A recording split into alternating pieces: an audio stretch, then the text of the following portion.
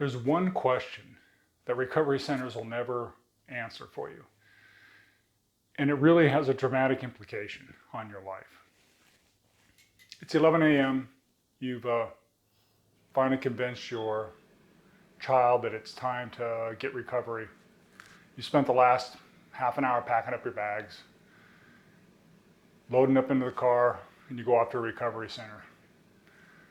You unload the car, you manage to get your child in after lots of conversation in the car about how they'll never do it again, that they have it under control, that everything will be okay, they're not addicted. You manage to get into the administration area, you're greeted by a nice young person who tells you what a wonderful place it is. You sit down, you fill out all the paperwork, they take your child, they take the bags off, and they go behind the door. And you sit there and you talk. You have a lot of questions in your mind. What's going to happen next? What's the process? When will you see your child? And then you ask the question, will this program, will this recovery center fix my kid? Will my kid, at the end of your program, be healthy again? And the administrator, the person who's registering your kid, looks up to you and says, we don't have an answer for that. You ask them, well, how many people who go through your program relapse? How many people who go through, it's one and done. They get on the other side and they're never addicted again. And they say, well, it's a complicated question. There's a lot of factors involved with it. We don't really have an answer for you, given that every child is different. The reality is that recovery centers don't track the statistics associated with their patients. They can't tell you how many kids that go through their program relapse within an hour or a day or a week or a month or a year, how many remain sober for a period of time. A lot of them don't even know the characteristics of a relapse. So when you ask the question, will my son, will my daughter be okay when they get out? They can't help you. That lack of an answer has a traumatic implication on your life. And here's one of the things that I really wish I would have known in the beginning of all this. I remember the first times that I and my wife took our kids into a recovery center. And the real confusion that we had in listening to their stories, going to Parents' Day, seeing data that they had around, addiction in America, but never addiction for my child. They seemed to confuse a lot of issues.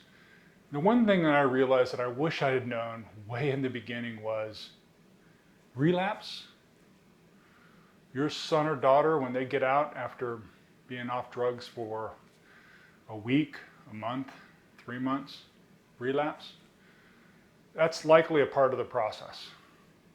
Very few kids, less than 8% of young adults who are addicted to heroin, opioids in general, heroin specifically, go through a recovery program in what's called a one and done fashion.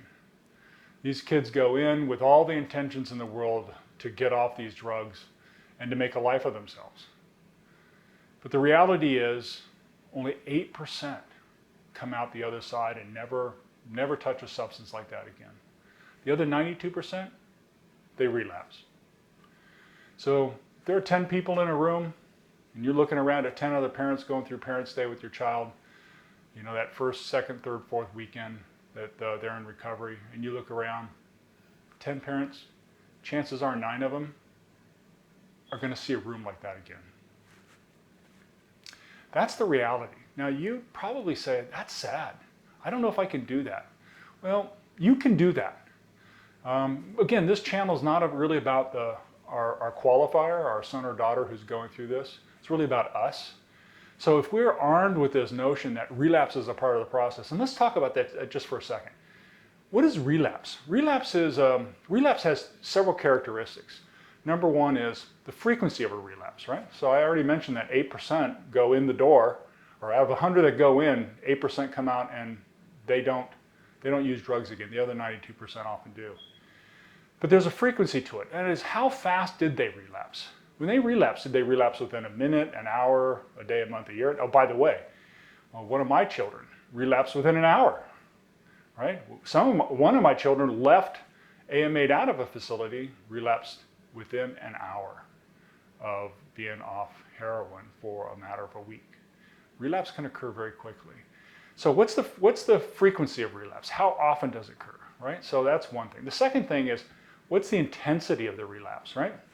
And we usually measure that in 4 primary ways. We usually measure it in terms of what's the amount of drugs that they're using? Are they back to the 2, 3, 4, 5 bags of heroin a day? Are they back to drinking as they were before? Are they back to smoking pot at the same level as pre-admission? That's one. Number 2 is the propensity to hold down a job, right? When they get out, part of their recovery process is to begin to work, get back into the workforce.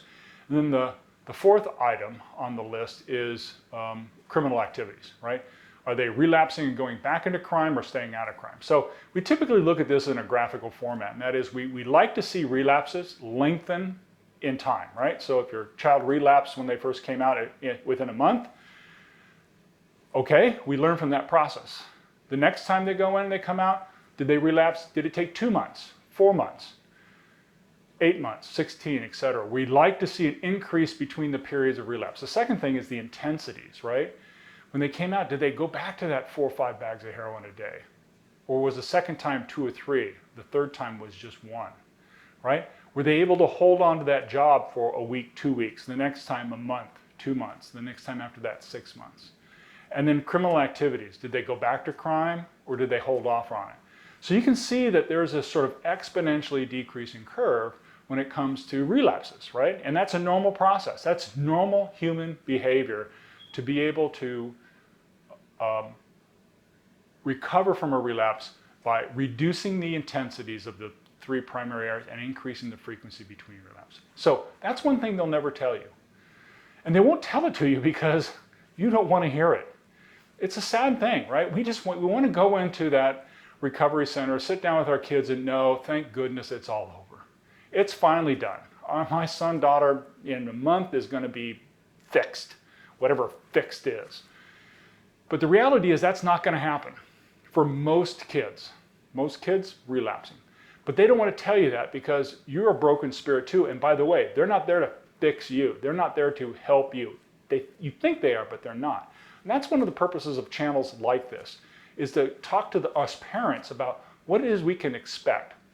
So, at the end of this process, when you ask the question, will my son or daughter, will my child be fixed when they come out of here? Will they be healthy when they come out of here? They won't answer that.